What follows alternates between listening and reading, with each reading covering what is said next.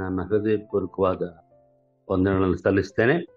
ಇವತ್ತು ನಾವು ಕಳೆದ ಕೆಲವು ವಾರಗಳಿಂದ ಇಬ್ರಿಯರಿಗೆ ಬರೆದ ಪತ್ರಿಕೆಯನ್ನು ಧ್ಯಾನ ಮಾಡ್ತಾ ಇದ್ದೇವೆ. ಆ ಅದರ ಅದರ ಪರಂಪರೆಯಲ್ಲಿ ಇವತ್ತು 5ನೇ ಅಧ್ಯಾಯವನ್ನ ಸ್ವಲ್ಪ ಮಟ್ಟಿಗೆ ನಾವು ಧ್ಯಾನ ಮಾಡೋಣ. 5ನೇ ಅಧ್ಯಾಯ 4ನೇ ಅಧ್ಯಾಯ 14ರಿಂದ 5ನೇ ಅಧ್ಯಾಯ ಮುಂದುವರಿಯುತ್ತೆ. ಅದಕ್ಕಾಗಿ 5ನೇ ಅಧ್ಯಾಯಕ್ಕೆ ಯಾವ ತಲೆ ಬರಹ ಇಲ್ಲ.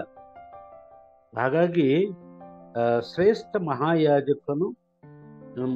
ಮಹಾಯಾಜಕನ ಸುಲಕ್ಷಣಗಳು ಯೇಸುವಿನಲ್ಲಿ ಉಂಟೆಂಬುದು ಈ ಮುಂದಿನ ವಚನಗಳಲ್ಲಿ ನಾವು ನೋಡುವ.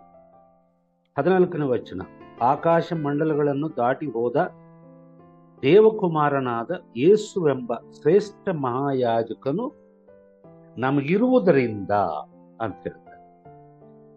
ಯಾಕಂದ್ರೆ ಈ ಪತ್ರಿಕೆ ಯಾರಿಗೆ ಬರೆದಿದ್ದಾನೆ ಗ್ರಂಥಕರ್ತನು, ಅವರಿಗೆ ಇಲ್ಲಿ ಬಳಸಿರುವಂತ ಪದಗಳ ಅರ್ಥ ಗೊತ್ತಿದೆ. ಅವರು ಯಹೂದ್ಯ ಹಿನ್ನೆಲೆಯಲ್ಲಿ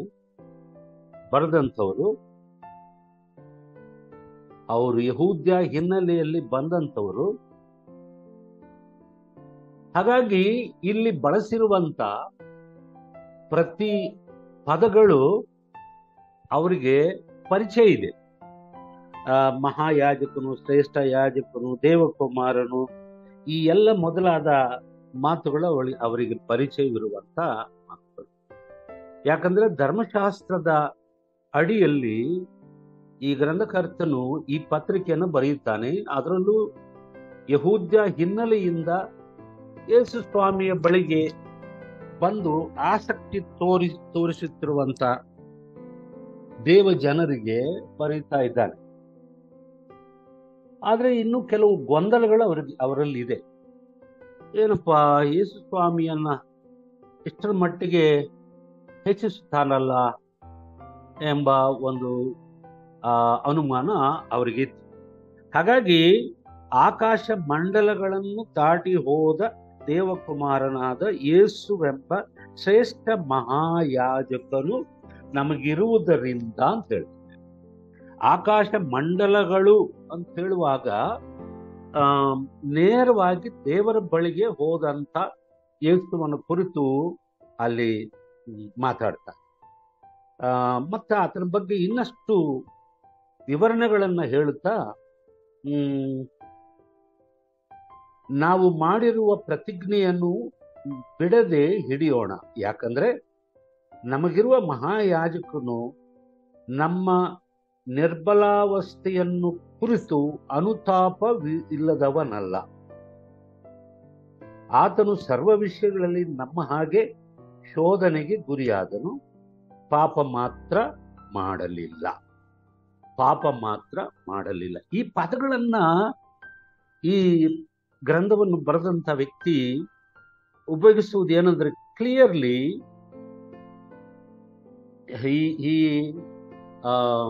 ಯೇಸು ಸ್ವಾಮಿಯನ್ನ ಇತರ ಯಾಜಕರ ಅವರಿಗಿಂತಲೂ ಒಂದು ಉನ್ನತವಾದ ಮಟ್ಟದಲ್ಲಿ ಆತನು ಯೇಸು ಸ್ವಾಮಿಯನ್ನ ಪರಿಚಯ ಮಾಡ್ತಾನೆ.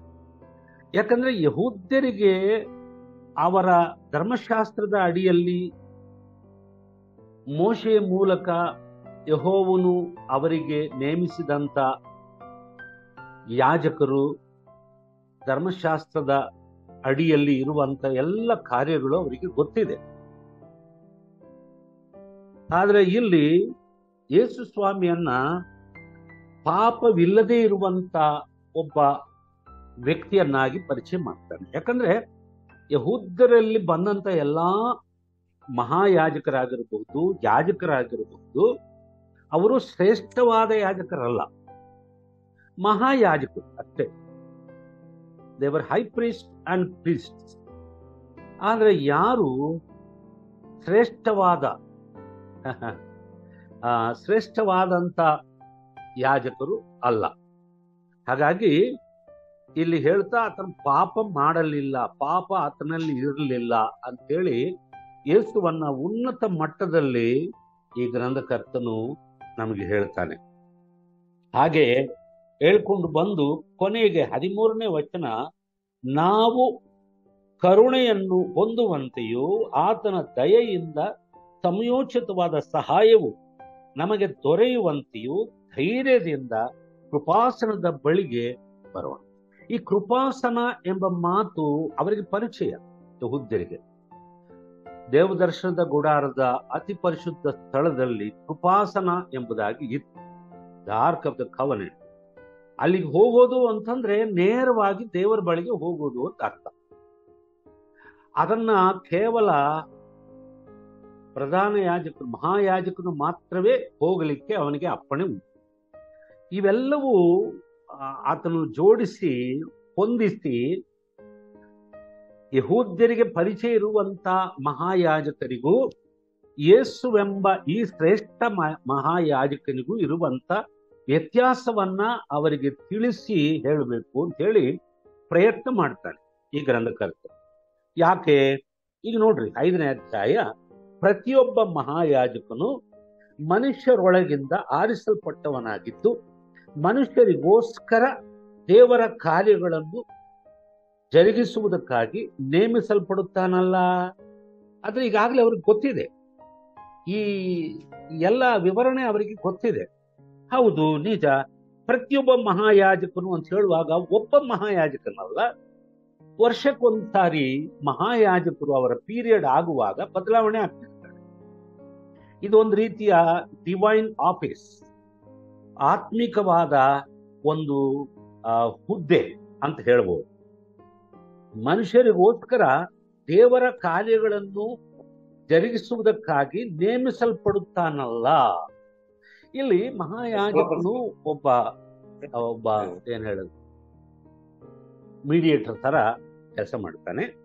ಮಾತ್ರವಲ್ಲ, ಅವನು ಮಾಡುವಂತ ಇನ್ನೊಂದು ಕೆಲಸ ಇದೆ. ಅವನು ಅವರಿಗೋಸ್ಕರ ಕಾಣಿಕೆಗಳನ್ನು, ಪಾಪ ನಿವಾರಣಕ್ಕಾಗಿ ಯಜ್ಞಗಳನ್ನು ಸಮರ್ಪಿಸಬೇಕು. ರಕ್ತ ಸುರಿಸುವಂತ ಯಜ್ಞಗಳನ್ನು ಮಾತ್ರವಲ್ಲ, ಬೇರೆ ಬೇರೆಯ ಕಾಣಿಕೆಗಳ ರೂಪದಲ್ಲಿ ದೇವದರ್ಶನದ ಗುಡಾರಕ್ಕೆ, ದೇವಾಲಯಕ್ಕೆ ಯಹೂದ್ಯರು ತರುವಂತ ಕೃತಜ್ಞತೆಯ ಕಾಣಿಕೆಗಳು, ನೈವೇದ್ಯಗಳು, ಬಗೆ ಬಗೆಯ ಅರ್ಪಣೆಗಳು ಅವರು ತರ್ತಾ ಇದ್ರು. ಅದರಲ್ಲಿ ಮುಖ್ಯವಾಗಿ ರಕ್ತ ಸುರಿಸುವಂತ ಆ ಯಜ್ಞ ಏನಿದೆಯೋ ಅದನ್ನು ಸಹ ಮಹಾಯಾಜಕರು ಮಾಡಬೇಕು. ಇವೆಲ್ಲವೂ ಯಾರು ಮಾಡ್ತಾರೆ? ಮನುಷ್ಯರೊಳಗಿಂದ ಆರಿಸಲ್ಪಟ್ಟಂತವನು ಮಾಡ್ತಾರೆ. ಆತನು ಮನುಷ್ಯನೇ. ಆದ್ರೆ ಇಲ್ಲಿ ಪ್ರಶ್ನೆ ಏನಂದ್ರೆ, ಯಾರು ಆರಿಸ್ತಾರೆ? ಈ ಮಹಾಯಾಜಕನನ್ನ ಯಾರು ಆರಿಸ್ತಾರೆ? ನೋಡ್ರಿ, ತಾನು ಬಲಹೀನನಾಗಿರುವುದರಿಂದ ಅವನು ಜ್ಞಾನವಿಲ್ಲದವರನ್ನು, ಮಾರ್ಗ ತಪ್ಪಿ ನಡೆಯುವವರನ್ನು ತಾಳ್ಮೆಯಿಂದ ಸಹಿಸಿಕೊಳ್ಳುವುದಕ್ಕೆ ಶಕ್ತನಾಗಿರುವನು. ಆ ಬಲಹೀನತೆಯ ಕಾರಣದಿಂದ ಅವನು ಜನರಿಗೋಸ್ಕರ ಹೇಗೋ ತನಗೋಸ್ಕರವೂ ಪಾಪ ನಿವಾರಣಾರ್ಥವಾಗಿ ಯಜ್ಞಗಳನ್ನು ಮಾಡಬೇಕಾದವನಾಗಿದ್ದಾನೆ. 4ನೇ ವಚನ ಅಂದ್ರೆ, ಮಹಾಯಾಜಕನು ಜನರೊಳಗಿಂದ ದೇವರು ಆರಿಸಿ ನೇಮಿಸ್ತಾನೆ. ತನಗೂ ತನ್ನ ಜನರಾದ ಇಸ್ರಾಯೇಲರಿಗೂ ಮಧ್ಯವರ್ತಿಯಾಗಿ ಇರಬೇಕೆಂದು ನೇಮಿಸ್ತಾನೆ. ಅಷ್ಟು ಮಾತ್ರವಲ್ಲ, ತನ್ನ ಜನರ ಪಾಪಗಳಿಗಾಗಿ ಕಾಣಿಕೆಗಳನ್ನು, ಯಜ್ಞಗಳನ್ನು ಸಮರ್ಪಿಸುವುದು ಮಾತ್ರವಲ್ಲ, ಮಹಾಯಾಜಕನಾಗಿರುವ ತಾನೂ ಸಹ ಸ್ವತಃ ತನ್ನ ಪಾಪಕ್ಕಾಗಿ ಸಹ ಕಾಣಿಕೆಗಳನ್ನು, ಯಜ್ಞಗಳನ್ನು ಸಮರ್ಪಿಸಬೇಕು. ಯಾಕೆ? ಆತ ಮನುಷ್ಯರೊಳಗಿಂದ ಆರಿಸಲ್ಪಟ್ಟವನು, ದೇವರು ಆರಿಸಿದಂತ ವ್ಯಕ್ತಿ. ಇದಲ್ಲದೆ ಯಾವನು ತನ್ನಷ್ಟಕ್ಕೆ ತಾನೇ ಈ ಗೌರವವನ್ನು ವಹಿಸಿಕೊಳ್ಳದೆ ದೇವರಿಂದ ನೇಮಿಸಲ್ಪಟ್ಟು ವಹಿಸಿಕೊಳ್ಳುತ್ತಾನೆ. ಇಲ್ಲಿ ತುಂಬಾ ಇಂಪಾರ್ಟೆಂಟ್ ಆದಂತ ವಿಷಯ. ತನ್ನಷ್ಟಕ್ಕೆ ತಾನೇ ಸ್ವತಃ ಈ ಹುದ್ದೆಗೆ ಬರುವಂತ ಪ್ರಯತ್ನ ಮಾಡಕೂಡದು. ಅದಕ್ಕೆ ಕೆಲವಾರು ಅರ್ಹತೆಗಳಿದೆ. ಅದಕ್ಕೆ ತಕ್ಕ ಹಾಗೆ ಅದರ ಹಿನ್ನೆಲೆಯಲ್ಲಿ ಆ ವ್ಯಕ್ತಿ ಯಾಜಕರಾಗಿರ್ಬೋದು, ಮಹಾಯಾಜಕನಾಗಿರ್ಬೋದು, ದೇವರಿಂದ ನೇಮಿಸಲ್ಪಡುತ್ತಾರೆ. That is very important. ದೇವರಿಂದ ನೇಮಿಸಲ್ಪಡುತ್ತಾರೆ. ಯಾಕೆ? ಇದು ದೇವರಿಗೂ ತನ್ನ ಜನರಾದ ಜನರಿಗೂ ನಡುವೆ ಇರುವಂತ ಒಂದು ಸಂಬಂಧ. ಜನರ ಪರವಾಗಿ ದೇವರ ಬಳಿಗೆ ಹೋಗುವಂತ ಕೆಲಸ ಮಹಾಯಾಜಕ ಮಾಡ್ತಾನೆ. ಹಾಗೆ ಮಹಾಯಾಜಕನು ದೇವರ ಪರವಾಗಿ ಮನುಷ್ಯರಿಗೆ ಆತನು ಆಲೋಚನೆಗಳನ್ನ ತಂದು ಹೇಳುವಂಥದ್ದು ಮಾಡಬೇಕಾಗಿದೆ. ಇಲ್ಲಿ ಮುಂದುವರೆದು ಏನು ಹೇಳ್ತಾನೆ ನೋಡ್ರಿ, ಈ ಗೌರವವನ್ನು ಯಾವನು ತನ್ನಷ್ಟಕ್ಕೆ ತಾನೇ ಈ ಗೌರವವನ್ನು ವಹಿಸಿಕೊಳ್ಳದೆ ದೇವರಿಂದ ನೇಮಿಸಲ್ಪಟ್ಟು ವಹಿಸಿಕೊಳ್ಳುತ್ತಾನೆ. ಆರೋನನು ಸಹ ದೇವರಿಂದಲೇ ನೇಮಿಸಲ್ಪಟ್ಟು ಈ ಗೌರವವನ್ನು ವಹಿಸಿಕೊಂಡನಲ್ಲ. ಇಲ್ಲಿ ಮೊಟ್ಟ ಮೊದಲನೆಯ ಮಹಾಯಾಜಕನಾಗಿರುವಂತ ಅಹರೋನನ ಪ್ರಸ್ತಾವನೆ ಮಾಡ್ತಾನೆ. ಅಹರೋನನು ನಾನು ಮಹಾಯಾಜಕನಾಗುತ್ತೇನೆ ಎಂದು ತನ್ನಷ್ಟಕ್ಕೆ ತಾನೇ ಮುಂದೆ ಬರಲಿಲ್ಲ. ದೇವರು ಮೋಶೆಯನ್ನು ಕರೆದಾಗ ತನ್ನ ಜನರನ್ನು ನಡೆಸಬೇಕೆ. ನಂತರ ಕಾಲದಲ್ಲಿ ದೇವದರ್ಶನದ ಗುಡಾರವನ್ನ ನೇಮಿಸಿದಾಗ ಅದರಲ್ಲಿ ಮಹಾಯಾಜಕನಾಗಿ ಕೆಲಸ ಮಾಡುವುದಕ್ಕೆ ದೇವರು ತಾನೇ ಸ್ವತಃ ಆರೋನನನ್ನ ನೇಮಿಸುತ್ತಾನೆ. ಅಂದ್ರೆ ಮೊದಲಿನಿಂದಲೂ ಸಹ ಈ ಮಹಾಯಾಜಕನ ಹುದ್ದೆ ಮನುಷ್ಯರು ಇಷ್ಟಪಟ್ಟು ತಮ್ಮಷ್ಟಕ್ಕೆ ತಾವೇ ಬರುವಂತ ಹುದ್ದೆ ಅಲ್ಲ. ಹಾಗಾಗಿ ಅದಕ್ಕೆ ಹೇಳ್ತಾನೆ, ತನ್ನಷ್ಟಕ್ಕೆ ತಾನೇ ಈ ಗೌರವವನ್ನು ವಹಿಸಿಕೊಳ್ಳದೆ ದೇವರಿಂದ ನೇಮಿಸಲ್ಪಟ್ಟು ವಹಿಸಿಕೊಳ್ಳುತ್ತಾನೆ. ಆರೋನನು ಸಹ ದೇವರಿಂದಲೇ ನೇಮಿಸಲ್ಪಟ್ಟು ಆ ಗೌರವವನ್ನು ವಹಿಸಿಕೊಂಡನಲ್ಲ. ದೇವರು ಆರೋನನಿಗೆ ಆ ಗೌರವವನ್ನು ಕೊಡ್ತಾನೆ. ಓಕೆ, ಈಗ ಮುಖ್ಯವಾದ ಅಂಶಕ್ಕೆ ಬರೋಣ. ಹಾಗೆಯೇ ಲೈಕ್ ವೈಸ್ ಹಾಗೆಯೇ ಕ್ರಿಸ್ತನು ಸಹ ತನ್ನನ್ನು ಘನಪಡಿಸಿಕೊಂಡು ತನ್ನನ್ನು ತಾನೇ ಮಹಾಯಾಜಕನನ್ನಾಗಿ ಮಾಡಿಕೊಳ್ಳಲಿಲ್ಲ. ಯೇಸು ಕ್ರಿಸ್ತನು ಸ್ವತಃ ದೇವರಾಗಿದ್ದರು, ದೇವರ ಕುಮಾರನಾಗಿದ್ದರು. ಆತನು ಮನುಷ್ಯನಾಗಿ ಈ ಲೋಕದಲ್ಲಿ ಹುಟ್ಟಿದ್ದರಿಂದ ಆತನು ತನ್ನನ್ನು ತಾನೇ ಘನಪಡಿಸಿಕೊಂಡು ನಾನು ಮಹಾಯಾಜಕನು ಆಗುತ್ತೇನೆ ಎಂದು ಮುಂದೆ ಬಂದಂಥವನಲ್ಲ. ಯಾಕಂದ್ರೆ ಈ ಹುದ್ದೆ ಮೊದಲಿನಿಂದಲೂ ದೇವರು ಒಪ್ಪಿಸಿಕೊಡುವಂತ ಹುದ್ದೆ. ದೇವ ಜನರ ಸೇವೆ ಮಾಡುವುದಕ್ಕೆ ದೇವರ ಜನರೊಳಗಿಂದ ಕೆಲವರನ್ನ ಆರಿಸಿಕೊಂಡು ನೇಮಿಸುತ್ತಾನೆ. He elects and he appoints some people to be a high priest. ಅದೇ ರೀತಿಯಲ್ಲಿ ಯೇಸು ಸ್ವಾಮಿ ಯಾವ ರೀತಿಯಲ್ಲಿ ಹೈ ಪ್ರೀಸ್ಟ್ ಆಗ್ತಾನೆ, ಪ್ರಧಾನ ಯಾಜಕನು ಯಾವ ರೀತಿಯಲ್ಲಿ ಆಗ್ತಾನೆ ನಮಗೆ ಗೊತ್ತಿದೆ. ಧರ್ಮಶಾಸ್ತ್ರದ ಅಡಿಯಲ್ಲಿ ನಾವು ನೋಡಿದ್ರೆ ಅಬ್ರಹಾಮನಿಗೆ ಮಗನು ಇಸಾಕನ ಮಗನು ಯಾಕೋಬನಿಗೆ 12 ಮಂದಿ ಮಕ್ಕಳು. ಅವರಲ್ಲಿ ಲೇವಿ ಎನ್ನುವಂತ ಅವನಿಗೆ ಮಾತ್ರ ಈ ಯಾಜಕೋದ್ಯೋಗವನ್ನ ದೇವರು ನೇಮಿಸುತ್ತಾನೆ. ತಲೆಮಾರಿನಿಂದಲೂ ಈ ಲೇವಿ ಗೋತ್ರದವರು ವಂಶದವರು ಈ ಕೆಲಸವನ್ನು ಮಾಡಬೇಕು.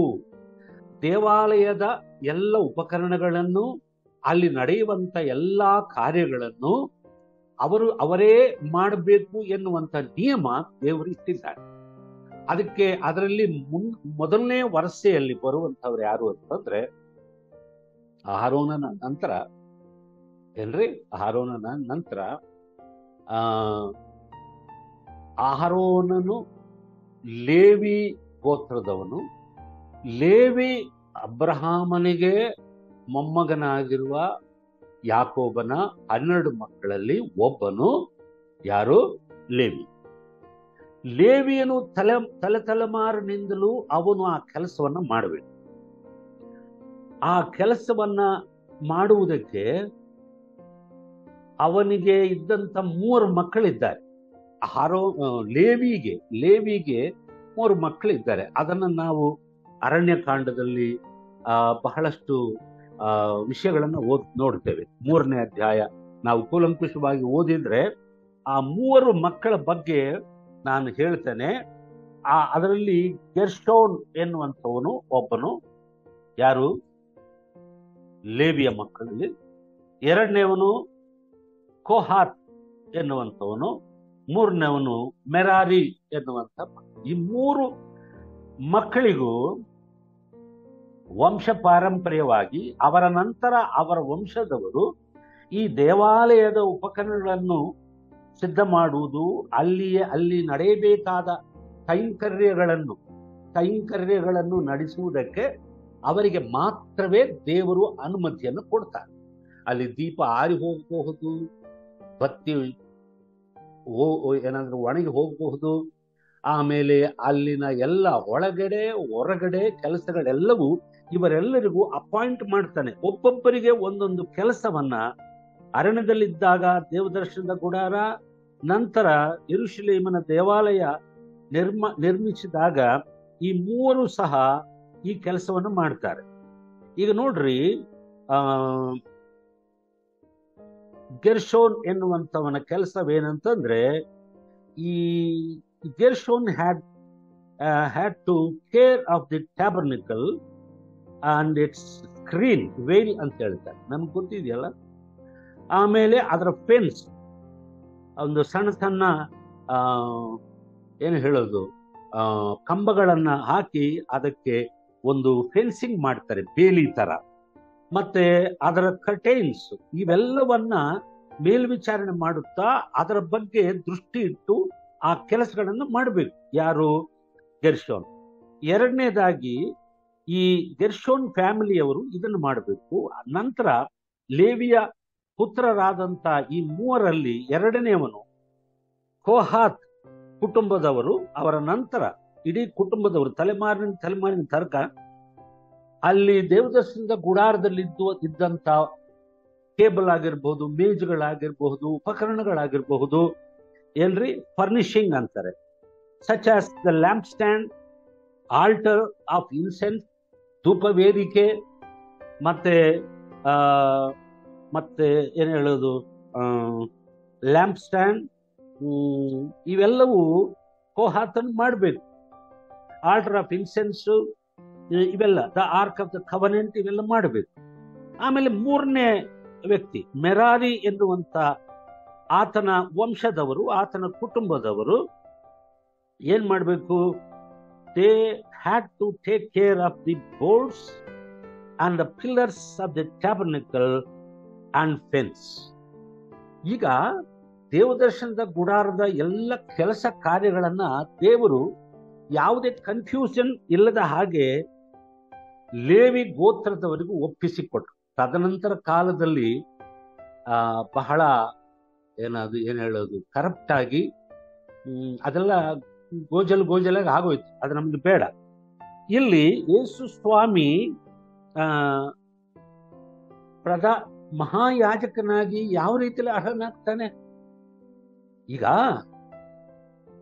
ಮಹಾಯಾಜಕನಾಗಬೇಕಾದ್ರೆ ಒಂದನೇ ಅರ್ಹತೆ, ಅವನು ಅಹರೋನನ ವಂಶದಲ್ಲಿ ಹುಟ್ಟಿರಬೇಕು, ಲೇವಿ ಗೋತ್ರದಲ್ಲಿ ಹುಟ್ಟಿರಬೇಕು. ಆದ್ರೆ ಯೇಸು ಸ್ವಾಮಿ ಲೇವಿ ಗೋತ್ರದವನಲ್ಲ. ಆತನು ಯಹೂದ್ಯ ಗೋತ್ರದವನು, ಯೂದ ಗೋತ್ರದವನು. ಏನ್ರಿ? ರಾಜದಂಡವು ಯೂದ ಗೋತ್ರದಲ್ಲಿ ಇರುತ್ತೆ. ಆದ್ರೆ ಏಕಾಏಕಿ ಮಹಾಯಾಜಕನ ಹುದ್ದೆಗೆ ದೇವರು ಯಾವ ರೀತಿಯಲ್ಲಿ ಯೇಸು ಸ್ವಾಮಿಯನ್ನ ನೇಮಿಸ್ತಾನೆ? ಈಗ ಯೇಸು ಸ್ವಾಮಿ ಈ ಲೋಕದಲ್ಲಿ ಬಂದಾಗ, ಈ ಪತ್ರಿಕೆ ಬರೆಯುವ ಕಾಲದಲ್ಲಿ, ಮೊದಲನೇ ಶತಮಾನದಲ್ಲಿ ಆಗಿದ್ದಂತ ಯಹೂದ್ಯರಿಗೆ ಅದು ಡೈಜೆಸ್ಟ್ ಆಗಲಿಲ್ಲ. How can he be a priest? Is not from the lineage of ಯಾರು? Levi. Jesus was not from the lineage of Levi. Then how come he be a high priest? ಅದು ಅವರಿಗೆ ಜೀರ್ಣ ಮಾಡಿಕೊಳ್ಳಕ್ಕೆ ಅದನ್ನ ಕ್ಲಾರಿಟಿ ಕೊಡುತ್ತಾ ನೋಡ್ರಿ. ಒಂದು ನಂಬಿಕೆಯಲ್ಲಿ ಅನೇಕ ವರ್ಷಗಳು ನಾವು ಅಲ್ಲೇ ಇದ್ಬಿಟ್ರೆ ಅದರಿಂದ ಹೊರಗಡೆ ಬಂದು ಒಂದು ಹೊಸತನ್ನ ಸ್ವೀಕಾರ ಮಾಡುವುದಕ್ಕೆ ಬಹಳ ಕಷ್ಟವಾಗುತ್ತೆ. ಅದು ಒಳ್ಳೇದಾಗಿರ್ಬೋದು, ಕೆಟ್ಟದಾಗಿರ್ಬಹುದು. ಅದಕ್ಕೆ ದೇವರು ಯಾವಾಗಲೂ ಹೊಸದನ್ನ ಮಾಡುವಂಥವ್ರು. ಯೇಸು ಸ್ವಾಮಿ ಅದನ್ನೇ ಹೇಳಿದ್ರು. ಆ ಮೇಲಂತಸ್ತಿನಲ್ಲಿ ಆತನು ಆ ಕರ್ತನ ಮೇಜನ್ನ ಸ್ಥಾಪಿಸುವಾಗ, ಇಗೋ ಈ ಪಾತ್ರೆಯು ನನ್ನ ರಕ್ತದಿಂದ ಸ್ಥಾಪಿತವಾಗುವಂತ ಹೊಸ ಒಡಂಬಡಿಕೆ, ಹೊಸ ನ್ಯೂ ಟೆಸ್ಟಮೆಂಟ್. ಸೊ ಹಳೇದು ಹೋಗ್ಬೇಕಾದ್ರೆ ಹೊಸದು ಬರಬೇಕು. ಸೊ ಹೊಸದು ಬರುವುದಕ್ಕೆ ದೇವರಿಗೆ ಇಷ್ಟ ಇದೆ. ಆದ್ರೆ ಈಗಾಗಲೇ ಕೊಳತು ಸುಟ್ಟು ಸುಣ್ಣ ಆಗಿರೋ ಜನರಿಗೆ ಇಷ್ಟ ಇಲ್ಲ ಅಲ್ಲೇನ್ರಿ? ಸೊ ಯೇಸು ಸ್ವಾಮಿ ಯಾವ ರೀತಿಯಲ್ಲಿ ಮಹಾಯಾಜಕನಾಗುತ್ತಾನೆ ಎಂಬ ಒಂದು ಗೊಂದಲ ಆಗಿನ ಇಬ್ರಿಯ ಕ್ರೈಸ್ತರಿಗೆ ಇತ್ತು. ಅದನ್ನ ಸ್ಪಷ್ಟತೆ ಕೊಡುವುದಕ್ಕೆ ಅದಕ್ಕೆ ಇಷ್ಟೆಲ್ಲಾ ಕಷ್ಟಪಟ್ಟು 13 ಅಧ್ಯಾಯಗಳನ್ನ ಈ ಗ್ರಂಥಕರ್ತನು ಬರೀತಾನೆ. ನೋಡಪ್ಪ, ನೀವು ಪ್ರವಚನಗಳನ್ನು ಓದಿದ್ದೀರಿ, ಪ್ರವಾದಗಳನ್ನು ಓದಿದ್ದೀರಿ, ಇಡೀ ಬೈಬಲ್ ಅನ್ನು ಓದಿದ್ದೀರಿ. ದೇವರು ಪ್ರವಾದನೆಗಳಲ್ಲಿ ಎಲ್ಲೆಲ್ಲಿ ಯಾವ್ಯಾವ ರೀತಿಯಲ್ಲಿ ಯಾವ ವಿಷಯದಲ್ಲಿ ಏನ್ ಹೇಳಿದ್ದಾನೆ ಅನ್ನೋದನ್ನ ನೀವು ಸ್ವಲ್ಪ ಯೋಚನೆ ಮಾಡ್ರಿ ಅಂತ ಹೇಳ್ತಾನೆ. 2ನೇ ಕೀರ್ತನೆಯಲ್ಲಿ 7ನೇ ವಚನ, ದಯವಿಟ್ಟು ಯಾರಾದ್ರೂ ಓದಿ ಸಹಾಯ ಮಾಡ್ರಿ. 2ನೇ ಕೀರ್ತನೆ 7ನೇ ವಚನ. ಯೇಸು ಸ್ವಾಮಿ ಇನ್ನೂ ಹುಟ್ಟಿಲ್ಲ ಏನ್ರಿ? ಹುಟ್ಟಿಲ್ಲ. ಆವಾಗಲೇ ದಾವೀದನ ಮೂಲಕ ದೇವರು ನುಡಿಸಿದಂತ ಪ್ರವಾದನೆಯ ವಾಕ್ಯ ಏನದು? 7ನೇ ವಾಕ್ಯ, ನಾನು ಯೆಹೋವನ ಆಜ್ಞೆಯನ್ನು ತಿಳಿಸುತ್ತೇನೆ, ಕೇಳಿರಿ. ಆತನು ನನಗೆ ನೀನು ಮಗನು, ನಾನು ಈ ಹೊತ್ತು ನಿನ್ನನ್ನು ಪಡೆದಿದ್ದೇನೆ. ಈಗ Jesus is qualifies to be our high priest. So to solve this question or solve this problem, ಅದು ದೇವರ ವಾಕ್ಯನೇ ಸಾಲ್ವ್ ಮಾಡುತ್ತೆ. ಏನಂದ್ರೆ Jesus was declared to be the son of God. ಈಗಾಗಲೇ ನಾವು ಓದಿದ್ದೇವೆ 2ನೇ ಕೀರ್ತನೆ 7ನೇ ವಚನದಲ್ಲಿ. ಅದು ಯಾರೋ ಮನುಷ್ಯರು ನುಡಿದಂತ ಮಾತುಗಳಲ್ಲ, ಅದು ದೇವೋಕ್ತಿ, ಪ್ರವಾದನೆಯ ವಚನ, ದೇವರೇ ಹೇಳಿಸಿದಂತ ವಚನ. 100 ವರ್ಷಗಳ ನಂತರ ಈ ಭೂಮಿಯ ಮೇಲೆ ದೇವರು ಮಾಡುವ ಕಾರ್ಯಗಳನ್ನು ದೃಷ್ಟಿಲಿಟ್ಟುಕೊಂಡು ದೇವರು ತನ್ನ ಪ್ರವಾದಿಗಳ ಮೂಲಕ ನುಡಿಸಿದಂತ ಅನೇಕ ಮಾತುಗಳಿಗೆ ಪೂರಕವಾಗಿ ಇದನ್ನು ಹೇಳ್ತಾನೆ. Jesus was declared to be the son. So ಇವತ್ತು ನಾನು ಏನ್ ಹೇಳ್ತಾನೆ ಅದು ಒಂದ್ಸರಿ ಹೋದ್ರಿ 7ನೇ ವಚನ. ನಾನು ಯೆಹೋವನ ಆಜ್ಞೆಯನ್ನು ತಿಳಿಸುತ್ತೇನೆ, ಕೇಳಿರಿ. ಆತನು ನನಗೆ ನೀನು ಮಗನು, ನಾನು ಈ ಹೊತ್ತು ನಿನ್ನನ್ನು ಪಡೆದಿದ್ದೇನೆ. ಇದು ಯೆಹೋವನ ಆಜ್ಞೆ. ಇದೇನೋ ಸುಮ್ಮನೆ ಯಾರೋ ಮನುಷ್ಯರು ಮಾತಾಡಿದ್ದಲ್ಲ. ದೇವರ ಆಜ್ಞೆ ಯಾವತ್ತೋ ಚರಿತ್ರೆಯಲ್ಲಿ ನಡೆಯಬೇಕಾದಂತ ಒಂದು ಅದ್ಭುತವಾದ ಸಂಕಲ್ಪದ ಪ್ರಾರಂಭವಾಗಿ ಹೇಳ್ತಾನೆ. ಅದು ದೇವರ ಆಜ್ಞೆ. ಏನ್ ಆಜ್ಞೆ ಅಂತಂದ್ರೆ, ನೀನು ನನಗೆ ಮಗನು, ಈ ಹೊತ್ತು ನಾನು ನಿನ್ನನ್ನ ಪಡೆದಿದ್ದೇನೆ ಅಂತ ಹೇಳಿ. ದೇವರಿಗೆ ಮಗನಾಗಿ ಹೆಂಗ ಬರ್ತಾನೆ? ಇದೆಲ್ಲ ಸ್ವಲ್ಪ ಗೊಂದಲ. ಯೆಹೂದ್ಯರಿಗೂ ಸಹ ಅದು ಕಷ್ಟ. ಅವರು ಏಕದೈವ ಉಪಾಸಕರು. ನಾನಲ್ಲದೆ ನಿಮ್ಗೆ ಬೇರೆ ಯಾರು ದೇವರಿಲ್ಲ ಅಂತ ಹೇಳ್ತಾರೆ. ಈಗ ದೇವರಿಗೆ ಏಕಾಏಕಿ ಮಗನು ಅಂತ ಹೇಳುವಾಗ they could not digest that. ಆದ್ರೆ ಇದನ್ನೆಲ್ಲವನ್ನ ಅಸ್ಥಿವಾರವಾಗಿ ಪ್ರಿಪೇರ್ ಮಾಡಿಕೊಂಡು ದೇವರು ವರ್ಷಗಳಿಂದ ಸಿದ್ಧ ಮಾಡ್ತಾ ಇದ್ದಾನೆ ತನ್ನ ಸಂಕಲ್ಪವನ್ನು. ಹಾಗಾಗಿ ಅಷ್ಟು ಮಾತ್ರವಲ್ಲ, ಏನ್ ಹೇಳ್ತಾನೆ? Jesus was declared to be the son. Okay, how he qualifies to be the high priest. ಅದಕ್ಕೆ ನಾನು ಕೆಲವು ಆಧಾರಗಳನ್ನು ಕೊಡ್ತಾ ಇದ್ದೆ. ಆತನು ಲೇವಿ ಗೋತ್ರದವನಲ್ಲ, ಆರೋನ ವಂಶದವರಲ್ಲ, ಆತನು ಯೆಹೂದ್ಯ ಗೋತ್ರದಲ್ಲಿ ಹುಟ್ಟಿದವನು. ಆತನು ಮಹಾಯಾಜಕನಾಗಿ ಹೇಗಾಗ್ತಾನೆ ಅನ್ನೋದನ್ನು ಈಗ 2ನೇದಾಗಿ 110ನೇ ಕೀರ್ತನೆ 4ನೇ ವಚನವನ್ನು ಓದೋಣ. He was also declared to be a priest forever. He was also declared to be a priest forever. 110ನೇ ಕೀರ್ತನೆ ಅದರ 4ನೇ ವಚನವನ್ನು ಓದು. ನೀನು ಸದಾಕಾಲವು ಮೆಲ್ಕಿಸೆದೇಕನ ತರಹದ ಯಾಜಕನು ಎಂದು ಯೆಹೋವನು ಆಣೆಯಿಟ್ಟು ನುಡಿದಿದ್ದಾನೆ, ಪಶ್ಚಾತ್ತಾಪ ಪಡುವುದಿಲ್ಲ. ಆಣೆ ಇಟ್ಟು ದೇವರು ಹೇಳಿದಾನಂತೆ, ನೀನು ಸದಾಕಾಲವೂ ಇರುವ ಯಾಜಕನಾಗಿದ್ದಿ ಅಂತೇಳಿ. ಯಾರ ಬಗ್ಗೆ ಹೇಳಿದ್ರು ದೇವರು? ಯಾರ ಬಗ್ಗೆ ಹೇಳಿದ್ರು? 2ನೇ ಕೀರ್ತನೆ 7ನೇ ವಚನದಲ್ಲಿ ನೀನು ನನ್ನ ಮಗನು ಅಂತ ಯಾರ ಬಗ್ಗೆ ದೇವರು ಹೇಳಿದ್ನೋ, ದೇವೋಕ್ತಿಯನ್ನ ನುಡಿಸಿದನೋ ಆ ವ್ಯಕ್ತಿಯ ಬಗ್ಗೆ ಇನ್ನೊಂದು ಅರ್ಹತೆ ಕೊಡ್ತಾ ಇದ್ದಾನೆ. ಏನದು ಅರ್ಥ? He was also, first he was declared to be the son of God, Psalm number 2:7, and he was also declared to be a priest forever. ಇದನ್ನು ದೇವರು ಮಾತ್ರವೇ ಮಾಡ್ಲಿಕ್ಕೆ ಸಾಧ್ಯ. ಇನ್ನು ಕೆಲವಾರು ಪೂರ್ವಗಳು ಆಧಾರಗಳಿದೆ, ನಾನು ಹೇಳ್ತೇನೆ. ಅಂದ್ರೆ ನೀನು ಸದಾಕಾಲವೂ ಇರುವಂತ ಯಾಜಕನಾಗಿದೆ. ಈ ಸದಾಕಾಲ ಅಂದ್ರೆ ಅರ್ಥ ಏನು? ಪ್ರತಿ ಯಾಜಕನು ಅವನ ಟರ್ಮ್ ಆಗುವಾಗ ಮುಂದಿನವರು ಬರ್ತಾರೆ, ಅದು ಒಂದು ಹುದ್ದೆ ಆಗಿ. ಏನ್ರಿ ಇದು ಯೇಸು ಸ್ವಾಮಿಯ ಯಾಜಕತ್ವ ಹಾಗಲ್ಲ. ಆತನು ಶ್ರೇಷ್ಠ ಯಾಜಕನು. ಯಾಕಂತಂದ್ರೆ ಆತನು ಸದಾಕಾಲವೂ ಯಾಜಕನಾಗಿದೆ. There is no end for his priesthood. ಅದನ್ನ ತಿಳಿಸುತ್ತಾ ಇನ್ನು ಕೆಲವಾರು ಉದಾಹರಣೆಗಳನ್ನ ಹೇಳ್ತಾನೆ. ಯಾವುದು? Jesus was not from the line of Aaron. ಲೇವಿಯ ಗೋತ್ರದವನಲ್ಲ. ಅಷ್ಟು ಮಾತ್ರ ಅಲ್ಲ, ಆರೋನನ ಗೋತ್ರದವನು ಅಲ್ಲ. ಮತ್ತೆ ಹೇಗೆ ಈತನು ಈಗ ಬರ್ತಾನೆ? ಇದಕ್ಕೆ ಇದೇ ಇಬ್ರಿಯರಿಗೆ ಬರೆದ ಪತ್ರಿಕೆಯಲ್ಲಿ ಇಬ್ರಿಯರಿಗೆ ಬರೆದ ಪತ್ರಿಕೆಯಲ್ಲಿ ಮುಂದಿನ ವಾಕ್ಯಗಳಲ್ಲಿ 7ನೇ ಅಧ್ಯಾಯ 18ನೇ ವಚನ 17ನೇ ವಚನ, ಆತನ ವಿಷಯದಲ್ಲಿ ನೀನು ಸದಾಕಾಲವು, 7ನೇ ಅಧ್ಯಾಯ 17ನೇ ವಚನ, ನೀನು ಸದಾಕಾಲವು ಮೆಲ್ಕಿಜೆದೇಕನ ತರಹದ ಯಾಜಕನಾಗಿದ್ದಿ ಎಂದು ಹೇಳಿದೆಯಲ್ಲ. ಈ ಮೆಲ್ಕಿಜೆದೇಕನ ಯಾರು? ಮೊದಲನೇದಾಗಿ ಮೆಲ್ಕಿಜೆದೇಕನ ಪ್ರಸ್ತಾವನೆ, ಅಬ್ರಹಾಮನು ಯುದ್ಧ ಮಾಡಿ ಹಿಂತಿರುಗಿ ಬರುವಾಗ ಸಾಲೇಮಿನ ಅರಸನು ಯಾಜಕನೂ ಆಗಿರುವಂತ ಆ ವ್ಯಕ್ತಿ ಈತನನ್ನ ಎದುರುಗೊಳ್ಳುತ್ತಾನೆ.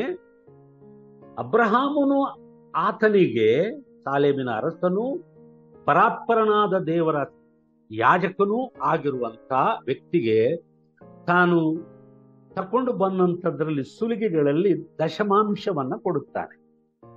ಸಡನ್ ಆಗಿ ಆತನು ಬರ್ತಾನೆ, ಸಾಲೇಮಿನ ಅರಸನು. ಯಾವಾಗಲೂ ಸತ್ಯವೇದದಲ್ಲಿ ನಾವು ನೋಡಿದ್ರೆ ಈ ಅರಸನಾಗಿರುವವನು ಯಾಜಕನಾಗಿರುವುದಿಲ್ಲ, ಯಾಜಕನಾಗಿರುವವನು ಅರಸನಾಗುವುದಿಲ್ಲ. 3 ಆಫೀಸು ಹಳೆ ಒಡಂಬಡಿಕೆಯಲ್ಲಿ ಮುಖ್ಯವಾದಂಥದ್ದು: ಪ್ರವಾದಿ, ಮತ್ತೆ ಅರಸನು, ಮತ್ತೆ ಯಾಜಕ. ಈ 3 ಹುದ್ದೆಗಳಿಗೆ ದೇವರ ಅನುಮೋದನೆ ಬೇಕು. ದೇವರ ಏನು ಹೇಳೋದು, ಅನುಮೋದನೆ ಬೇಕು. ಓಕೆ, ಅದು ಯಾವ ರೀತಿಯಲ್ಲಿ? ಎಣ್ಣೆ ಅವನ ನೆತ್ತಿಯ ಮೇಲೆ ಹಾಕಿ ಆ ಹುದ್ದೆಗೆ ನೇಮಿಸಲ್ಪಡ್ತಾರೆ. ದೇವರಿಂದಲೇ ನೇಮಿಸಲ್ಪಡುವಂತ ಹುದ್ದೆಗಳಿವೆ. ಆದರೆ ಇಲ್ಲಿ ವಿಚಿತ್ರವಾಗಿ ಸಾಲೇಮಿನ ಅರಸನು ಯಾಜಕನಾಗಿ ಬರ್ತಾನೆ.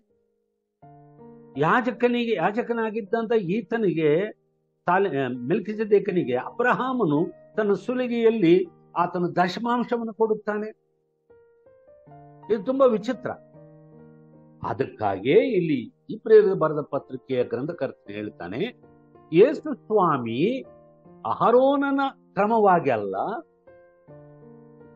ಮತ್ತೆ ಲೇವಿಯ ಕ್ರಮದಲ್ಲಿ ಆತನು ಯಾಜಕನಾಗಿಲ್ಲ. ಯೇಸು ಸ್ವಾಮಿಯು ಮೆಲ್ಕಿಜೆದೇಕನ ಕ್ರಮದಲ್ಲಿ ಆತನು ಸದಾಕಾಲವು ಇರುವ ಯಾಜಕನಾಗಿದ್ದಾನೆ ಅಂತ ಇಲ್ಲಿ ಕ್ಲಾರಿಟಿ ಕೊಡ್ತಾನೆ.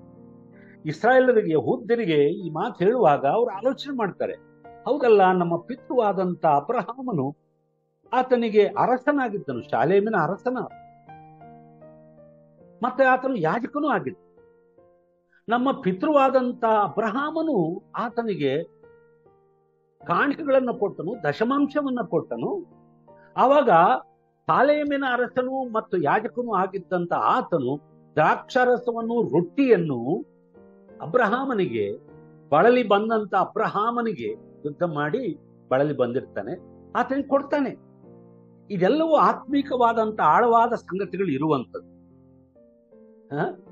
ಇದು ಮೆಲ್ಕಿಜೆದೇಕನ ಕ್ರಮದ ರೀತಿಯಲ್ಲಿ ಮಾತ್ರವೇ ಯೇಸು ಸ್ವಾಮಿ ಅರಸನೂ ಹೌದು, ಆತನು ಯಾಜಕನೂ ಹೌದು, ಆತನು ಪ್ರವಾದಿಯೂ ಹೌದು. ಈ ಮೂರು ಹುದ್ದೆಗಳು ಹಳೆ ಒಡಂಬಡಿಕೆಯ ಕಾಲದಲ್ಲಿ ದೇವರು ತನ್ನ ಜನರನ್ನ ಆಳುವುದಕ್ಕೆ ನೇಮಿಸಿದಂತ ವಿಶೇಷವಾದ ಹುದ್ದೆಗಳು. ದೇವರ ಅನುಮೋದನೆಯ ಮೂಲಕ ಆತನ ಅಭಿಷೇಕವನ್ನ ಎಲ್ಲರ ಮುಂದೆ ಆತನ ನೆತ್ತಿಯ ಮೇಲೆ, ಆತನ ತಲೆಯ ಮೇಲೆ ಪ್ರೋಕ್ಷಿಸುವುದರ ಮೂಲಕ ಆ ಹುದ್ದೆಗೆ ನೇಮಿಸ್ತಾರೆ. ಇಲ್ಲಿ ಒಂದು ವಿಚಿತ್ರವಾದಂತ ಏನಂದ್ರೆ, ಯೇಸು ಸ್ವಾಮಿ ಆತನು ಕೇವಲ ಯಾಜಕನಲ್ಲ. ಆತನು ಯಾಜಕನು ಹೌದು, ಆದರೆ ಯಾವ ಕ್ರಮದಲ್ಲಿ? ಮೆಲ್ಕಿಜೆದೇಕನ ಕ್ರಮದಲ್ಲಿ ಆತನು ಯಾಜಕ. ಆತನು ಅರಸನು, ಯಾಕಂದ್ರೆ ಯಹೂದ್ಯ ಗೋತ್ರದಲ್ಲಿ ಹುಟ್ಟಿದಂಥವ, ಯಹೂದ್ಯ ಅರಸನು ಆತ ಅಲ್ವೇ. ಆಮೇಲೆ ಸಮಾರ್ಯ ಸ್ತ್ರೀ ಹೇಳ್ತಾಳೆ, ನೀನು ಪ್ರವಾದಿ ಅಂತ ಹೇಳ್ತಾಳೆ. ಹಳೆ ಒಡಂಬಡಿಕೆಯಲ್ಲಿ ಇರುವಂತ ಎಲ್ಲ ಮೂರು ಹುದ್ದೆಗಳು ಕ್ರಿಸ್ತನಲ್ಲಿ ನಾವು ನೋಡಬಹುದು. ಹಾಗಾಗಿ ಇಲ್ಲಿ ನಾನು ಏನು ಹೇಳಕ್ ಹೊರಟಿದ್ದೀನಿ ಅಂತಂದ್ರೆ, ಇಲ್ಲಿ ನಾವು ಮೊದಲನೇದಾಗಿ 4ನೇ ಅಧ್ಯಾಯ ಇಬ್ರಿಯರಿಗೆ ಬರೆದ ಪತ್ರಿಕೆ, ಅದರಲ್ಲಿ ನಾವು ಓದಿದಂತ ಯಾವ ವಚನ? 4ನೇ ಅಧ್ಯಾಯ ಆಕಾಶ, 14ನೇ ವಚನ. ಆಕಾಶ ಮಂಡಲಗಳನ್ನು ದಾಟಿ ಹೋದ ದೇವಕುಮಾರನಾದ ಯೇಸು ಎಂಬ ಶ್ರೇಷ್ಠ ಮಹಾಯಾಜಕನು ನಮಗಿರುವುದರಿಂದ. ಈಗ ನೋಡ್ರಿ, ಎಲ್ಲ forget about Aaron, forget about Levite lineage. Fix your eyes, focus on Jesus, who is also high priest, who is also king, who is also prophet. ಅಂತ ಅವರಲ್ಲಿ ಇದ್ದಂತ ತಪ್ಪಾದ ತಿಳುವಳಿಕೆಯನ್ನ ಸರಿಪಡಿಸುವುದಕ್ಕೆ ಈ ಗ್ರಂಥಕರ್ತನು ಪ್ರಯತ್ನ ಮಾಡ್ತಾನೆ. ಆದ್ರಿಂದ ಪ್ರಿಯವಾದಂತ ದೇವ ಜನರೇ, ಇದೆಲ್ಲ ಹೇಳ್ಕೊಂಡು ಬಂದು ಅದಕ್ಕೆ ಪೂರಕವಾಗಿ 2 ಮಾತುಗಳನ್ನು 5ನೇ ಅಧ್ಯಾಯದಲ್ಲಿ ಹೇಳ್ತಾನೆ. ಏನು? ತನ್ನನ್ನು ತಾನೇ ಮಹಾಯಾಜಕನನ್ನಾಗಿ ಮಾಡಿಕೊಳ್ಳಲಿಲ್ಲ ಯೇಸು ಸ್ವಾಮಿ, ದೇವರೇ ಯೇಸು ಸ್ವಾಮಿಯನ್ನ ಮಹಾಯಾಜಕನನ್ನಾಗಿ ನೇಮಿಸಿದನು. ತನ್ನನ್ನು ಮಗನಾಗಿ ನೇಮಿಸಿದಂಥದ್ದು ದೇವರೇ, ತನ್ನನ್ನು ಮಹಾಯಾಜಕನಾಗಿ ನೇಮಿಸಿದ್ದು ದೇವರೇ.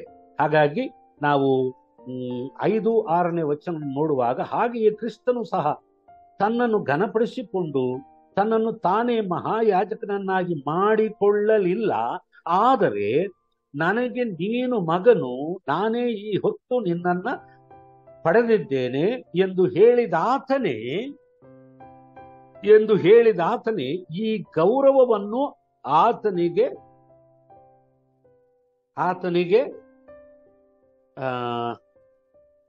ಇಟ್ಟನು ಅಲ್ವೇ, ಆತನಿಗೆ ಕೊಟ್ಟನು. ಆತನು ಇನ್ನೊಂದು ಸ್ಥಳದಲ್ಲಿ, ಈಗಾಗಲೇ ನಾನು ಅದರ ಬಗ್ಗೆ ಹೇಳಿದ್ದೇನೆ, ಆತನು ಇನ್ನೊಂದು ಸ್ಥಳದಲ್ಲಿ ನೀನು ಸದಾಕಾಲವು ಮೆಲ್ಕಿಜೆದೇಕನ ತರಹದ ಯಾಜಕನು ಎಂದು ಹೇಳುತ್ತಾನಲ್ಲ. ಹಾಗಾಗಿ ಕ್ರಿಸ್ತನು ತಾನು ಭೂಲೋಕದಲ್ಲಿದ್ದಾಗ ಮರಣಕ್ಕೆ ತಪ್ಪಿಸಿ ಕಾಪಾಡ ಶಕ್ತನಾಗಿರುವ ಆತನಿಗೆ ಬಲವಾಗಿ ಕೂಗುತ್ತಾ, ಕಣ್ಣೀರನ್ನು ಸುರಿಸುತ್ತಾ, ಪ್ರಾರ್ಥನೆ ವಿಜ್ಞಾಪಗಳನ್ನು ಸಮರ್ಪಿಸಿ ದೇವರ ಮೇಲಣ ಭಯಭಕ್ತಿಯ ನಿಮಿತ್ತ ಕೇಳಲ್ಪಟ್ಟನು. ಹೀಗೆ ಆತನು ಮಗನಾಗಿದ್ದರೂ ಅನುಭವಿಸಿದ ಬಾಧೆಗಳಿಂದಲೇ ವಿಧೇಯತೆಯನ್ನು ಕಲಿತುಕೊಂಡನು. ಇದಲ್ಲದೆ ಆತನು ಸಿದ್ಧಿಗೆ ಬಂದು ದೇವರಿಂದ ಮಿಲ್ಕಿಸೆದೇಕನ ತರಹದ ಮಹಾಯಾಜಕನೆನಿಸಿಕೊಂಡವನಾಗಿ ತನಗೆ ವಿಧೇಯರಾಗಿರುವವರೆಲ್ಲರಿಗೂ ನಿರಂತರವಾದ ರಕ್ಷಣೆಗೆ ಕಾರಣವಾದನು. ಈ ಪಾಯಿಂಟ್ ಹೇಳೋದಿಕ್ಕೆ ಈ ಗ್ರಂಥಕರ್ತರು ಇಷ್ಟೆಲ್ಲ ಮುನ್ನುಡಿ ಪೀಠಿಕೆ ಎಲ್ಲ ಹಾಕ್ತಾನೆ. ಯಾಕಂದ್ರೆ ಅವರಲ್ಲಿ ತಪ್ಪಾದ ಗ್ರಹಿಕೆ ಇದೆ. ಯೇಸು ಸ್ವಾಮಿ ಆತನು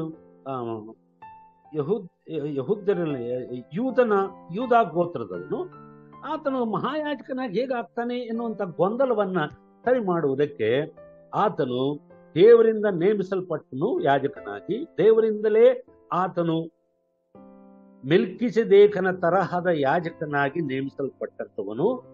ಆದ್ದರಿಂದ ಆತನು ಮಹಾಯಾಜಕನೆನಿಸಿಕೊಂಡವನಾಗಿ ತನಗೆ ವಿಧೇಯರಾಗುವವರೆಲ್ಲರಿಗೂ ನಿರಂತರವಾದ ರಕ್ಷಣೆಗೆ ಕಾರಣವಾದನು ಅಂತ ಹೇಳ್ತಾರೆ. ಇದು ಈ ಇಬ್ರಿಯರು ಬರೆದ ಗ್ರಂಥಕರ್ತನು ಹೇಳುವಂತ ವಿಷಯ. ಈಗ ನಾವು 9ನೇ ವಚನದಿಂದ 9ನೇ ವಚನ ಆಗೋಯ್ತಲ್ಲ, 11ನೇ ವಚನದಿಂದ 14ನೇ ವಚನದ ತನಕ ತಲೆ ಬರಹದಲ್ಲಿದೆ, ವೃದ್ಧಿಯಾಗದಿರುವ ಕ್ರೈಸ್ತರಿಗೆ ಎಚ್ಚರಿಕೆ. ಅಂದ್ರೆ ಇವರಿಗೆ ಧರ್ಮಶಾಸ್ತ್ರವೆಲ್ಲ ಗೊತ್ತಿದೆ, ಧರ್ಮಶಾಸ್ತ್ರದ ಅನುಭವ ಇವರಿಗೆ ಇರಬಹುದು. ಆದ್ರೆ ಇವರಿಗೆ ಕ್ರಿಸ್ತ ನಂಬಿಕೆಯಲ್ಲಿ, ಕ್ರಿಸ್ತನಲ್ಲಿ ಇರುವಂತ ವಿಶ್ವಾಸದಲ್ಲಿ ಅವರು ವೃದ್ಧಿ ಆಗುತ್ತಾ ಇದ್ರು. They were not mature enough in their Christian faith. ಇಷ್ಟೆಲ್ಲ ಪೀಠಿಕೆ ಆದ್ಮೇಲೆ ಆತ ಹೇಳ್ತಾನೆ, ಜೀಸಸ್ ಅವರ್ ಪರ್ಫೆಕ್ಟೆಡ್ ಸೇವಿಯರ್. ನೋಡ್ರಿ,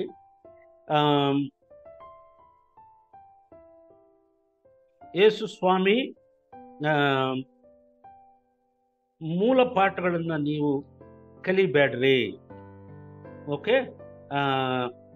ಓಕೆ, ಅದನ್ನೇ ಹೇಳ್ತಾನೆ. ಯೇಸು ಸ್ವಾಮಿ ಕರುಣೆ ಇರುವಂತ ಪ್ರಧಾನ ಮಹಾಯಾಜಕನು. ಮಾತ್ರವಲ್ಲ, 9ರಿಂದ 10, 11 ವಚನಗಳು ಜೀಸಸ್ ಅವರ್ ಪರ್ಫೆಕ್ಟೆಡ್ ಸೇವಿಯರ್. ಮತ್ತೆ ನೀವು ಕ್ರಿಸ್ತ ನಂಬಿಕೆಯಲ್ಲಿ ನೀವು ಪ್ರೌಢಿಮೆ, ಮೆಚೂರಿಟಿ ಪಡೆಯಬೇಕಾದ್ರೆ ನೀವು ಕ್ರಿಸ್ತನನ್ನ ನೋಡಬೇಕು. ಈ 11ರಿಂದ 14ನೇ ವಚನದ ತನಕ ಇರುವಂತ ತಿರುಳು ಅದೇ. An exhortation to maturity, their dullness of hearing is exposed. 11ನೇ ವಚನ ನೋಡ್ರಿ, ಈ ವಿಷಯದಲ್ಲಿ ನಾವು ಹೇಳಬೇಕಾದ ಮಾತು ಬಹಳ ಉಂಟು, ಆದರೆ ನಿಮ್ಮ ಕಿವಿಗಳು ಮಂದವಾದದರಿಂದ ಅದನ್ನು ವಿವರಿಸುವುದು ಕಷ್ಟವಾಗಿದೆ. ಏನ್ ಹೇಳ್ತಾನೆ? ಮೊದಲು an exhortation to maturity, ನಂತರ 11ನೇ ವಚನದಲ್ಲಿ their dullness of hearing is exposed. ನಿಮಗೆ ನಿಮ್ಮ ಕಿವಿಗಳು ಅದು ಮಂದವಾಗಿವೆ, ಅದಕ್ಕಾಗಿ ವಿವರಿಸುವುದು ಕಷ್ಟ ಅಂತ ಹೇಳುತ್ತೆ. Their failure to maturity is exposed. 12ನೇ ವಚನದಲ್ಲಿ ಆ ಮಾತನ್ನು ನಾವು ಓದ್ತೇವೆ. ಕಾಲವನ್ನ ನೋಡಿದ್ರೆ ನೀವು ಇಷ್ಟರೊಳಗೆ ಬೋಧಕರಾಗಿರಬೇಕಾಗಿದ್ದರೂ ಒಬ್ಬನು ನಿಮಗೆ ದೇವೋಕ್ತಿಗಳ ಮೂಲ ಪಾಠಗಳನ್ನು ತಿರುಗಿ ಕಲಿಸಿಕೊಡಬೇಕಾಗಿದೆ. ನೀವು ಹಾಲು ಕುಡಿಯತಕ್ಕವರೇ ಹೊರತು ಗಟ್ಟಿಯಾದ ಆಹಾರವನ್ನು ತಿನ್ನತಕ್ಕವರಲ್ಲ. ಅಂದ್ರೆ ಅವರಲ್ಲಿರುವಂತ ಇಮ್ಮೆಚೂರಿಟಿ ಅದನ್ನ ಬಹಿರ್ಗತ ಮಾಡುತ್ತಾನೆ, ಎಲ್ಲರ ಮುಂದೆ ಹೇಳ್ತಾನೆ ಪತ್ರಿಕೆ ಮೂಲಕ. Their failure to mature is exposed. ನಂತರ a contrast between milk and solid food. ಇಲ್ಲಿ ಹಾಲು, ಗಟ್ಟಿಯಾದ ಆಹಾರ, ಈ ಎರಡು ಆಹಾರಗಳನ್ನ ಆತನ ಪ್ರಸ್ತಾವನೆ ಮಾಡುವಾಗ ಒಂದು ಕಾಂಟ್ರಾಸ್ಟ್ ಹೇಳ್ತಾನೆ. ಹಾಲು ಮಕ್ಕಳಿಗೆ ಬೇಕು, ಗಟ್ಟಿಯಾದ ಆಹಾರ ಬೆಳೆದವರಿಗೆ ಬೇಕು. ಆದ್ರೆ ನೀವು ಕೇಳುವುದಕ್ಕೆ ಡಲ್ಲಾಗಿದ್ದೀರಾ, ಹಾಗಾಗಿ ನಿಮಗೆ ಇದೆಲ್ಲ ತಿಳಿಸೋದು ಕಷ್ಟವಾಗ್ತಾ ಇದೆ. ಅದಕ್ಕಾಗಿ ನೀವು ಪ್ರಬುದ್ಧತೆಯನ್ನ ಹೊಂದುವುದರಲ್ಲಿ ವಿಫಲವಾಗಿದ್ದೀರಿ ಅಂತ ಹೇಳ್ತಾನೆ. ಮತ್ತೆ their failure to mature is exposed. 12ನೇ ವಚನದಲ್ಲಿ ಅದನ್ನೇ ನಾವು ಓದಿದ್ದೇವೆ. ಗಟ್ಟಿಯಾದ ಆಹಾರ ಪ್ರಯಸ್ತರಿಗೋಸ್ಕರ, ಆದ್ರೆ ಹಾಲು ಬೇಕಾದಂಥವ್ರು ಕೂಸಿನವರು. ಎರಡು ಕಾಂಟ್ರಾಸ್ಟ್ ಅನ್ನ ಹೇಳ್ತಾರೆ. ಯಾರು? Between milk and solid food. ನೋಡ್ರಿ, ಇಡೀ ಸತ್ಯವೇದದಲ್ಲಿ ಒಂದು ವಿಷಯ ನಮಗೆ ಸ್ಪಷ್ಟವಾಗಿ ದೇವರು ಹೇಳ್ಕೊಡ್ತಾನೆ. ಕ್ರೈಸ್ತರಾಗಿರುವಂತ ನಾವು ಸಹ 119ನೇ ಕೀರ್ತನೆ 18ನೇ ವಚನ, ಅಲ್ಲಿ ಒಂದು ವಚನ ಓದೋಣ. 119ನೇ ಕೀರ್ತನೆ 18ನೇ ವಚನ. ನನ್ನ ಕಣ್ಣು ತೆರೆ, ಆಗ ನಿನ್ನ ಧರ್ಮಶಾಸ್ತ್ರದ ಅದ್ಭುತಗಳನ್ನು ಕಂಡುಕೊಳ್ಳುವೆನು. ನನ್ನ ಕಣ್ಣುಗಳನ್ನ ತೆರೆ, ಆವಾಗ ನಾನು ನಿನ್ನ ಧರ್ಮಶಾಸ್ತ್ರದ ಅದ್ಭುತಗಳನ್ನು ನೋಡುತ್ತೇನೆ. ಕಣ್ಣುಗಳಿಗೆ ತೆರೆಯೋದು ಅಂತ ಏನಾದ್ರು ಮೆಚೂರಿಟಿ, ಇಲಿಮಿನೇಷನ್ ಅಂತ. ಬೌದ್ಧಿಕವಾದ ವಿಕಾಸ ಬಂದಾಗಲೇ ಒಬ್ಬ ವ್ಯಕ್ತಿ ತನಗೆ ಅದುವರೆಗೂ ತಿಳಿದೇ ಇರುವ ವಿಷಯಗಳನ್ನು ತಿಳ್ಕೊಳ್ತಾನೆ. ಅಷ್ಟು ಮಾತ್ರವಲ್ಲ, ಎಫೆಸ ಪತ್ರಿಕೆಯಲ್ಲಿ ಪೌಲನು ಸಹ ಹೇಳ್ತಾನೆ, ದೇವರ ಆತ್ಮನ ಮೂಲಕ ನಿಮಗೆ ದೇವರು ನಿಮಗಾಗಿ ನಮ್ಮೆಲ್ಲರಿಗಾಗಿ ಏನನ್ನ ಸಂಕಲ್ಪ ಮಾಡಿದ್ದಾನೆ, ಆ ರಹಸ್ಯಗಳನ್ನು, ಆ ಮರ್ಮಗಳನ್ನು, ಕ್ರಿಸ್ತನ ಕುರಿತಾದ ಮರ್ಮಗಳನ್ನು ತಿಳಿದುಕೊಳ್ಳುವುದಕ್ಕೆ ದೇವರು ನಿಮಗೆ ಸಹಾಯ ಮಾಡಲಿ ಅಂತ. ಸೊ ಯೆಶಾಯನ ಗ್ರಂಥ 11ನೇ ಅಧ್ಯಾಯದಲ್ಲಿ ಸಹ ಅದಕ್ಕೆ ಸಂಬಂಧಪಟ್ಟಂತ ವಾಕ್ಯವೇ ಇದೆ. ಪ್ರಿಯರೇ, ನಮ್ಮ ಸಮಯ ಆಗೋಗಿರೋದ್ರಿಂದ ನಾನು ಇಷ್ಟಕ್ಕೆ ಮುಗಿಸ್ತೇನೆ. ಈ ಇಬ್ರಿಯರು ಬರೆದ ಪತ್ರಿಕೆ 5ನೇ ಅಧ್ಯಾಯ ನಾವಿವತ್ತು ಸ್ವಲ್ಪ ಮಟ್ಟಿಗೆ ಮುಗಿಸುವುದಕ್ಕೆ ಸಾಧ್ಯವಾಯಿತು. ಇದರ ಮೂಲಭೂತವಾದಂಥ ವಿಷಯಗಳು ಮಾತ್ರ ನಾವು ಕಲಿತುಕೊಂಡಿದ್ದೇವೆ, ಬಹಳ ಆಳವಾಗಿ ಏನು ಹೋಗಿಲ್ಲ. ನಂತರ ಇದನ್ನೇ ಮುಂದುವರಿಸಿ 6ನೇ ಅಧ್ಯಾಯಕ್ಕೆ ಬರುವಾಗ ಈ ಗ್ರಂಥಕರ್ತನು ಮತ್ತೊಂದು ವಿಷಯವನ್ನ ಹೇಳ್ತಾನೆ. ಈಗಾಗಲೇ ಎಲ್ಲಿ ಬಿಟ್ಟಿದ್ದಾನೋ ಅದನ್ನೇ ಮುಂದುವರಿಸಿಕೊಂಡು ಹೇಳ್ತಾನೆ. ನೀವು ನಿರ್ಜೀವವಾದ ಕ್ರಿಯೆಗಳನ್ನ ಬಿಟ್ಟು ನೀವು ಕ್ರಿಸ್ತನ ಬಗ್ಗೆ ಇರುವಂತ ಅಸ್ಥಿವಾರವನ್ನ ಮತ್ತೆ ಮತ್ತೆ ಹಾಕದೆ ನೀವು ಕ್ರಿಸ್ತನಲ್ಲಿ ಬೆಳೆಯುವುದಕ್ಕೆ ಮುಂದುವರಿಯಿರಿ ಅಂತೇಳಿ ಹಲವಾರು ವಿಷಯಗಳನ್ನ ಅದರಲ್ಲಿ ಹೇಳ್ತಾನೆ. ದೇವ್ರ ಚಿತ್ತವಾದ್ರೆ ಮುಂದಿನ ನಮ್ಮ ಸಂಚಿಕೆಯಲ್ಲಿ ಅದರ ಬಗ್ಗೆ ನಾವು ಓದೋಣ. ನಮ್ಮ ಸಮಯ ಆಗೋಗಿದೆ. ಹಾಗಾಗಿ ಇವತ್ತು ನಾವು ಕಲಿತಂತ ವಿಷಯ, ಯೇಸು ಸ್ವಾಮಿ ಮಹಾಯಾಜಕನು, ಆದ್ರೆ ಆರೋನನ ಕ್ರಮದಲ್ಲಿ ಅಲ್ಲ, ಆದ್ರೆ ಮೆಲ್ಕಿಜೆದೇಕನ ಕ್ರಮದಲ್ಲಿ ಆತನು ಮಹಾಯಾಜಕನಾಗಿದ್ದಾನೆ. ಅದರಿಂದ ಇವತ್ತು ನಾವು ಕಲಿತಂತ ವಿಷಯಗಳನ್ನ ನಾವು ಅರ್ಥ ಮಾಡಿಕೊಂಡು ಈ ಇಬ್ರಿಯರು ಬರೆದ ಪತ್ರಿಕೆಯನ್ನು ಧ್ಯಾನ ಮಾಡುವಾಗ ಯಾವುದೇ ಕನ್ಫ್ಯೂಷನ್ ಇಲ್ಲದೆ ನಾವು ಕಲಿಯುವುದಕ್ಕೆ ದೇವರು ನಮಗೆ ಸಹಾಯ ಮಾಡಲಿ. Thank you very much brother. Let us pray. ಪ್ರೀತಿಯುಳ್ಳ ತಂದೆಯಾದ ದೇವರೇ, ನಿನ್ನ ಪವಿತ್ರ ನಾಮಕ್ಕೆ ನಾವು ಸ್ತೋತ್ರ ಮಾಡುತ್ತೇವೆ. ಇವತ್ತು ಇಬ್ರಿಯರಿಗೆ ಬರೆದ ಪತ್ರಿಕೆಯ 5ನೇ ಅಧ್ಯಾಯದ ಕೆಲವಾರು ವಿಷಯಗಳನ್ನು ನಾವು ಕಲಿತಿದ್ದೇವೆ. ಇದನ್ನ ನಾವು ಇನ್ನಷ್ಟು ಸ್ವಾಮಿ ಆಳವಾಗಿ ಅರ್ಥ ಮಾಡಿಕೊಳ್ಳುವ ಹಾಗೆ ನಮ್ಮೆಲ್ಲರಿಗೂ ನಿನ್ನ ಪವಿತ್ರಾತ್ಮನ ಸಹಾಯವನ್ನ ಒದಗಿಸಿಕೊಡಬೇಕೆಂದು ಪ್ರಾರ್ಥಿಸುತ್ತೇವೆ. ಹಾಗೆ ದಿ ಬಿಲ್ಡರ್ ತಂಡದಲ್ಲಿರುವಂತ ಎಲ್ಲ ನಿನ್ನ ಸೇವಕರುಗಳಿಗೆ, ಅವರ ವಿಶ್ವಾಸಿಗಳಿಗಾಗಿ ನಾವು ಪ್ರಾರ್ಥಿಸುತ್ತೇವೆ. ಅವರೆಲ್ಲರನ್ನು ಆಶೀರ್ವದಿಸು ಸ್ವಾಮಿ. ಈ ಬಿಲ್ಡರ್ ತಂಡದ ಸೇವೆಯನ್ನ ಮುಂದುವರಿಸಿಕೊಂಡು ನೀನು ಇನ್ನಷ್ಟು ಜನರಿಗೆ ಅದು ತಲುಪೋ ಹಾಗೆ ಸಹಾಯ. ನಮ್ಮ ಪ್ರಾರ್ಥನೆ ಕೇಳಿದಕ್ಕಾಗಿ ಸ್ತೋತ್ರ. ಯೇಸುವಿನ ನಾಮದಲ್ಲಿ ಪ್ರಾರ್ಥಿಸುತ್ತೇವೆ ತಂದೆ. ಆಮೆನ್.